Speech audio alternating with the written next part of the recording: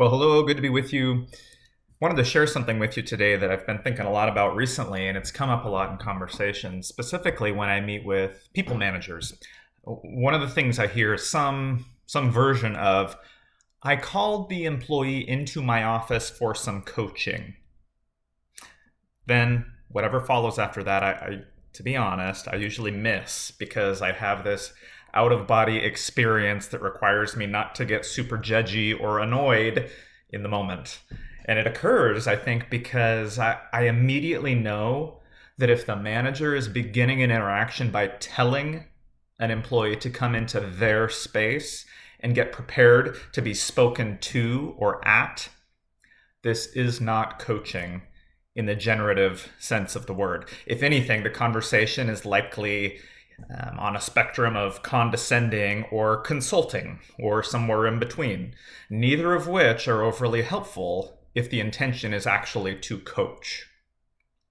A quick litmus test for whether or not you're coaching really is this, and I'm not going to get too nerdy or technical, but the question is, are you spending time asking or are you spending time telling? That's it. Let's just make it simple. Let's make it approachable. I also think that it's helpful to really consider the difference between consulting and coaching. And unfortunately, much of what gets rewarded and subsequently occurs in organizations repeatedly is consulting. Consulting is all about having the right answers, giving the right answer, and then holding people accountable for following out the direction that is provided based on the right answer. So the next time you feel the urge to call someone into your office for coaching, or think of coaching as something you do to people or at people, stop. Just stop. And in the moment, start to coach yourself. Ask yourself, say, self, insert whatever your name is here, what am I wanting, choosing, and experiencing in this very moment? And just stop there. Begin to ask yourself, before you ever step into an interaction with others, just start to consider, what are you doing in that moment to contribute to it?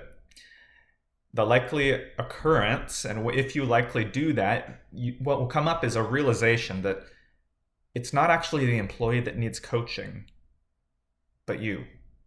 It's a little harsh, it's a little bit cold. I might be wrong. I'm not wed to the words that come out of my mouth, but it's a perspective I have. Many times we are the biggest contributors to our problems and also the biggest contributors to the solutions. So don't look elsewhere to coach. Start with yourself. And consulting really is mostly concerned with having the right answers and the solutions and then giving them to someone else.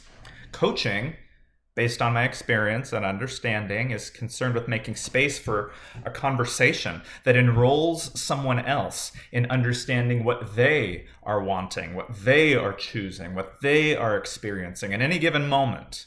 Coaching simply is asking. Consulting is telling. These are oversimplifications, I get it.